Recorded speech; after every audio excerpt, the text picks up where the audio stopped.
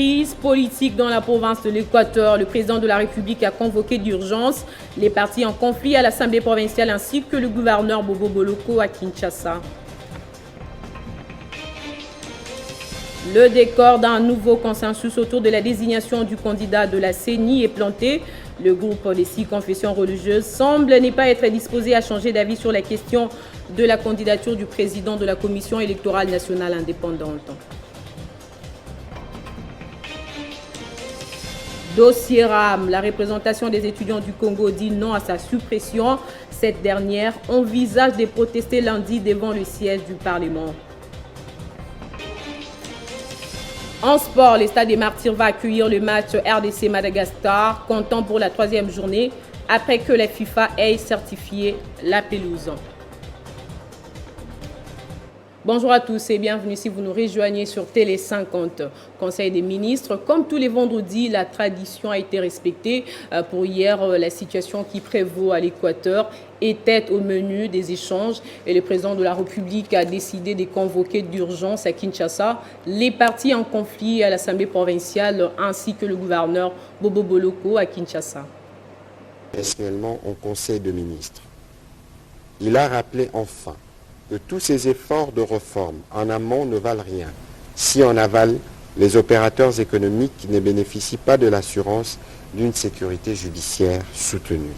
Une fois de plus, il a interpellé la justice à s'aligner sur cette dynamique et d'investir dans sa crédibilisation. 4e point de la communication du président de la République, chef de l'État.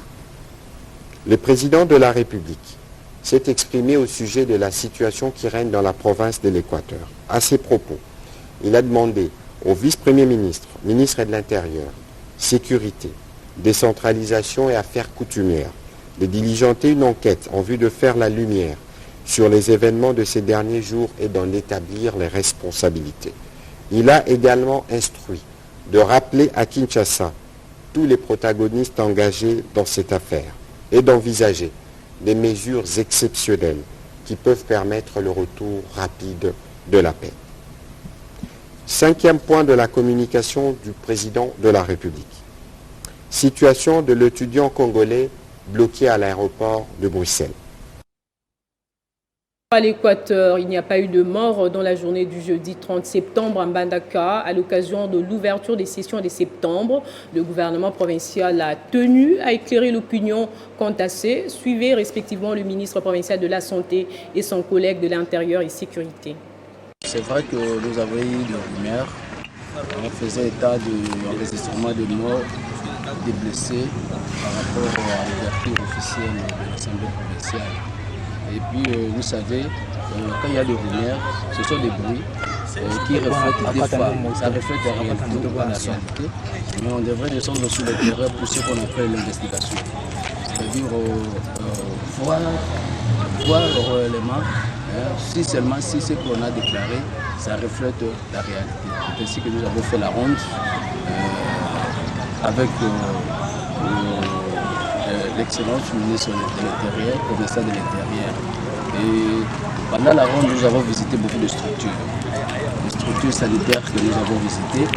Nous avons visité des centres de santé. Et puis on a visité des hôpitaux généraux de référence en place. Et pendant notre visite-là, certes, nous avons enregistré seulement 3 cas que nous avons enregistrés. Donc il n'y a pas de mort. Jusqu'à l'épreuve du contraire, il n'y a aucun mort. Parce que nous avons que des hôpitaux qui ont des morgues en son sein. Il y a l'hôpital général, l'hôpital provincial et les cliniques universitaires. Et à ces deux organisations, il n'y a aucun décès reçu aujourd'hui par rapport à la circonstance. Même au niveau de l'hôpital général de référence, il n'y a même pas de morts. Donc ici, au niveau de la clinique, il y a quelques corps qui datent déjà, une semaine, 2 semaines passées, mais jusqu'à l'épreuve du continent. Nous continuons nos recherches et nous mettons à quiconque de nous amener les preuves, parce qu'il ne faut pas seulement faire des allégations, mais il faut nous amener aussi des preuves. Il s'agit de quel centre, ils ont reçu qui, et qui est mort, il habite où, il s'appelle comment, parce que les gens blessés aujourd'hui, nous pouvons les citer. Le décor du nouveau consensus autour de la désignation du candidat de la CENI est planté. Le groupe des 6 confessions religieuses semble ne pas être d'avis sur la question de la candidature du président de la CENI, Denis Kadima. Les confessions religieuses, excepté la Sainte-Co et l'ECC, disent être prêtes à réaffirmer leur travail déjà effectué à la plénière de ce samedi à l'Assemblée nationale. Et de l'autre côté, le président de la plateforme de confession religieuse, Monseigneur Marcel Outembi, a convoqué une plénière ce samedi au siège de la Sainte-Co. Cette nouvelle rencontre des chefs religieux est à la suite du délai fixé par le président de l'Assemblée nationale pour poursuivre les travaux de la désignation de la personne qui doit remplacer Corneille Nangaa pour l'organisation des élections crédibles et apaisées en 2023. Et au Sénat, une plénière est convoquée ces jours pour évaluer et prolonger l'état des sièges. À cet effet, le ministre de l'Intérieur, des Finances, de la Justice, du Budget, de la Défense y sont attendus pour donner des éclaircissements aux préoccupations des sénateurs à ces sujets depuis l'instauration de l'état des sièges au Nord Kivu et en Ituri. Dossier RAM, ces sujets divisent les Congolais. Si certains sont contre la taxe RAM, d'autres par contre estiment que cette taxe est importante car elle permet d'avoir la connexion Wi-Fi gratuite. C'est le cas de la représentation des étudiants du Congo qui envisagent protester lundi 3 octobre devant le siège du Parlement pour dire non à la suppression de cette taxe. Dans les Sud Kivu, plus de 100 maisons sont parties en fumée suite à un incendie qui s'est déclaré dans les quartiers Nyakaliba à Bukavu le 27 septembre dernier. Les familles victimes de cette catastrophe lancent un cri d'alarme aux personnes de bonne volonté de leur venir en aide. Ces images démontrent la hauteur des dégâts enregistrés lors de cet incendie qui a ravagé une partie du quartier Nyakaliba dans la ville de Bukavu. Avec plus de 100 maisons consumées, des familles à majorité de femmes et enfants ne font que constater les dégâts, d'où cet appel à la solidarité lancé par le député national Olive Moudekereza qui, à travers sa fondation, a posé le premier geste de générosité. C'est le rôle du gouvernement de venir en aide sa population. Mais vous savez, le gouvernement, c'est comme une grande machine. Pour démarrer une grande machine, il faut tout, lubrifier, carburant, tout ça, ça prend du temps. L'État qu'on réfléchisse au niveau du gouvernement, la mission, comment trouver les moyens. Mais un jour de vie d'un homme peut être sauvé, même avec 1 kilo de sucre à partager, 1 kilo de farine à partager. Présent lors de la distribution de cette assistance, contenant des vivres et non-vivres, le chef de quartier Nyakaliba a salué cet acte qui va soulager tant soit peu ces familles en détresse. C'est la première personne qui a pensé à cette population qui vit aujourd'hui dans les difficultés. Vous allez constater que l'incendie a eu lieu depuis le lundi le 27 jusqu'à aujourd'hui, mais aucune assistance. Mais avec la gloire de Dieu, la Fondation Olive Moudekereza a pensé à nous.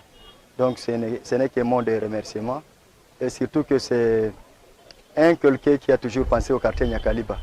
Rappelons qu'il ne passe pas un seul trimestre que la ville de Bukavu n'assiste à un incendie laissant de nombreuses familles sans abri. D'où un appel aux autorités de prendre toutes les dispositions qui s'imposent pour que de telles situations ne puissent plus se répéter. Et en Ituri, au moins 6 personnes ont été tuées dans une nouvelle attaque rebelle à Komanda. D'après nos confrères des 7 sur 7.cd, cette attaque a paralysé les activités ce matin à Komanda et a provoqué 2 déplacements en masse des habitants vers d'autres milieux plus sécurisés en attendant que tout revienne au calme. Komanda qui vient de subir 2 attaques à l'espace de quelques jours avec de pertes en vies humaines.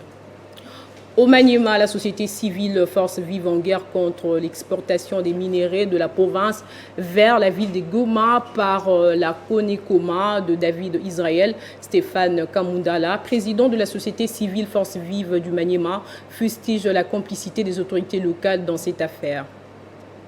Il vous souviendra que lorsque les minéraux sont traités au Maniema, ils sont emballés au Maniema, ils sont transférés afin d'aider la procédure de traçabilité par des documents tagués qui indiquent les milieux d'où ces produits proviennent. Et compte tenu de leur teneur, les investisseurs peuvent venir chez nous parce qu'ils suivent la teneur de nos minéraux. Mais si une fois ces minéraux-là sont traités à Goma, ça va partir avec l'image ou les informations comme quoi ça provient de Goma, et les investisseurs vont se limiter au niveau de Goma et le Maniema perdra la chance d'avoir des investisseurs. La société civile s'oblige, avant que le pire n'arrive, d'initier beaucoup d'actions de grande envergure, exprimant sa désapprobation totale à ces complots qui ne profitera nullement à la province du Maniema, ainsi qu'à ses fils et filles en souffrance criante depuis des années.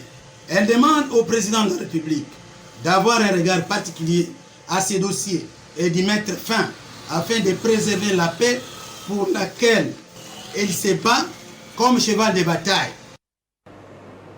Publication des résultats de l'examen d'État édition 2021, le ministre provincial de l'Éducation de la ville de Kinshasa, Charles Mbutambutu, invite les élèves et les parents à faire preuve de la maturité pour éviter les dérapages. Le ministre provincial de l'Éducation de la ville de Kinshasa s'est dit optimiste quant aux efforts qui sont fournis par les autorités du pays pour l'amélioration de l'éducation sur toute l'étendue du territoire national. Qui n'est un secret pour personne que le secteur de l'éducation rencontre beaucoup de difficultés, mais le plus important, c'est que c'est un secteur qui fait partie des priorités des chefs de l'État et nous venons de bénéficier d'un appui majeur. Ça signifie qu'on a un nouveau leadership au niveau du secteur et l'ambition est là, la détermination est là. Tous nous sommes disposés à consolider, à faire vivre, à faire vibrer cette gratuité et dans toute sa complexité. Donc, ce que je peux dire, c'est que le secteur se porte bien parce que nous savons qu'il y a des problèmes, mais que nous, les dirigeants, nous sommes déterminés avec tous les partenaires du secteur à apporter des changements et à relever les défis. À Kinshasa particulièrement, hormis quelques dérapages enregistrés, Charles Mbutambutu reste confiant et appelle tous les partenaires à conjuguer les efforts pour un résultat escompté. Le dialogue, la collaboration entre acteurs du secteur éducatif. Nous collaborons, partenaires, enseignants, syndicalistes, et je fais confiance à mes collaborateurs, donc les directeurs provinciaux, les IPP, les syndicalistes et tous les autres. Comme son Excellence, Monsieur le Ministre National nous fait confiance, moi également je leur fais confiance et nous sommes d'abord convaincus que la gratuité c'est la meilleure des choses qui puisse arriver pour les parents, pour les enfants et pour tous les Congolais. Alors, étant convaincus nous-mêmes de l'importance de la gratuité, nous nous lançons dans la bataille pour consolider les acquis de la gratuité. Donc, Ce message, lancé à la veille de la publication de l'exétat 2020-2021 et la rentrée scolaire 2021-2022, entre dans le cadre des sensibilisations non seulement des élèves finalistes, mais aussi des parents qui doivent veiller sur tout dérapage qui pourrait ternir l'image de l'enseignement en RDC. Sur notre continent, d'abord en Guinée, vêtu de son uniforme belge, Doumbouya a été investi président de la République guinéenne hier. Le putschiste qui a renversé le président Alpha Condé il y a un mois a prêté serment à Conakry devant la Cour suprême. Plusieurs diplomates étrangers étaient présents. Vêtu de son uniforme belge et de ses inséparables lunettes noires, que le colonel Mamadi Doumbouya a été investi président de la transition guinéenne. Hier, aucun chef d'État n'a fait les déplacements pour prendre part à cette cérémonie. C'est devant les ambassadeurs et les représentants des nations étrangères telles que la Russie, la Chine, les États-Unis et la France, ainsi que le président du Conseil national des transitions du Mali, que cet événement a eu lieu dans l'enceinte du palais Mohamed V. Avant la prestation de serment, le président de la Cour suprême, Mamadou Sylla, a laissé entendre auprès du nouveau chef de l'État pour qu'il évite les erreurs commises par son prédécesseur Alpha Condé, je cite, « Le peuple de la Guinée a franchi un épisode décisif de son histoire qui n'autorise plus la gestion solitaire de la chose publique dans les secrets d'un cabinet par des dirigeants qui n'auraient pas des comptes à rendre au peuple. » Les grands axes de la transition ont été rappelés par le président Doumbouya, une nouvelle constitution ou encore la réforme du système électoral et du fichier. Il a aussi répété qu'aucun membre de la transition ne pourra se présenter aux futures élections. Le chef de l'État guinéen a aussi insisté sur la lutte contre l'impunité des grands fléaux guinéens. Pour lui, l'indépendance et l'impartialité de la justice constituent un impératif afin d'instaurer la crédibilité de l'État et de créer la confiance des citoyens envers l'institution judiciaire qui a en réalité besoin d'une véritable renaissance. En début de la soirée, et pour la première fois en tant que président, Mamadi Doumbouya a donné une allocution télévisée pour la célébration de la fête nationale, prévue ce samedi 2 octobre 2021, placée sous les signes de l'espérance et du rassemblement. Et au Mali, la Russie a livré jeudi 4 hélicoptères, un événement qui intervient alors que la France s'inquiète de l'influence grandissante de Moscou auprès du gouvernement des transitions maliennes. Après les départs de l'opération Barkhane au Mali, les rapprochements entre Bamako et Moscou se précisent du jour les jours. Le ministre malien de la Défense par intérim, le colonel Sadio Camara, a réceptionné jeudi 30 septembre 2021 4 hélicoptères militaires fournis par la Russie. Ce dernier a salué la viabilité et les sérieux du partenariat entre ces deux pays. Il s'y est de rappeler que cette livraison intervient à un moment de grande tension avec la France, ex-puissance coloniale et partenaire historique qui, comme de nombreux pays africains et européens, s'inquiètent d'un possible recours du Mali aux paramilitaires. Peu auparavant, le président français Emmanuel Macron avait jugé inacceptable les déclarations du premier ministre malien de transition, Choguel Kokala, le 25 septembre à la tribune des Nations Unies. La réorganisation du dispositif militaire français au Sahel a un abandon en plein vol de son pays. La France a entrepris en juin de réorganiser son dispositif militaire au Sahel en quittant notamment les bases les plus au nord du Mali pour recentrer ses dispositifs autour des Gao et Ménaka, près de la zone de 3 frontières, aux confins du Nigeria et du Burkina Faso. Ces plans prévoient une réduction des effectifs de plus de 5000 troupes actuellement, à 2500 voire 3000 d'ici 2023. En sport, éliminatoire mondial Qatar 2022, les stades de Martyrs va accueillir les matchs RDC-Madagascar, comptant pour la 3e journée, après que la FIFA ait certifié la pelouse. Pour se rassurer davantage de l'évolution des travaux, le ministre des Sports et Loisirs, Serge Condé, a effectué les déplacements dans ces temples du football. Aussitôt que la FIFA a donné son approbation le lundi 1er octobre pour l'utilisation des stades de Martyrs lors de ces compétitions, le ministre de Sport et Loisirs, Serge Condé, s'est rendu dans ce temple du football. Question pour lui de s'assurer davantage de l'évolution des travaux à moins d'une semaine de la rencontre RDC-Madagascar. Ici, c'est le conseiller en charge des infrastructures qui lui fournit des explications sur les travaux en cours d'exécution. Si les dimanches, on va mettre la moquette et les chaises. Dimanche, donc après-demain. Ouais. Okay. Et les toilettes? Une préoccupation qui vaut son pesant d'or, puisque les sanitaires reçoivent aussi un coup de balai et la régie des eaux assure quant à la fourniture en eau potable. La SNEL, de son côté, a facilité l'exécution de ces travaux, notamment avec la pose des grilles des séparations entre tribunes. Rejoint par Eric Maïméné, opérateur en charge des travaux d'éclairage, qui a non seulement présenté ce lot, surtout expliqué au ministre Serge Condé et à sa suite les différents types de lumière en sa possession. Ah là, dans la population. Là. Dans la population, dans la population pour éclairer les... Dans les couloirs également. Les couloirs, okay. Et ceux-là, ça c'est pour l'air de jeu. Il y aura d'autres comme ça. Juste à côté des sièges VVIP se trouvent les sièges présidentiels en attendant des tapis pour qu'elles soient posées. Pour le ministre de Sport et Loisirs, l'intensification des travaux s'impose. Ainsi donc, le match de la 3e journée des éliminatoires du Mondial 2022, RDC-Madagascar, du jeudi 7 octobre, se jouera dans les meilleures conditions, puisque l'objectif poursuivi par le chef de l'État Félix Tshisekedi avec son premier ministre Samalou Condé est celui de faire du stade de Martyrs l'un des plus beaux stades du continent. Place au rappel des titres. Crise politique dans la province de l'Équateur. Le président de la République a convoqué d'urgence les partis en conflit à l'Assemblée provinciale ainsi que le gouverneur Bobo Boloko à Kinshasa. Le décor d'un nouveau consensus autour de la désignation du candidat de la CENI est planté. Le groupe des 6 confessions religieuses semble ne pas être disposé à changer d'avis sur la question de la candidature du président de la Commission électorale nationale indépendante. Dossier RAM, la représentation des étudiants du Congo dit non à sa suppression. Cette dernière envisage de protester lundi devant le siège du Parlement. En sport, le Stade des Martyrs va accueillir le match RDC Madagascar, comptant pour la 3e journée après que la FIFA ait certifié la pelouse. C'est la fin de cette édition. Merci de l'avoir suivi. Excellent week-end à toutes et à tous.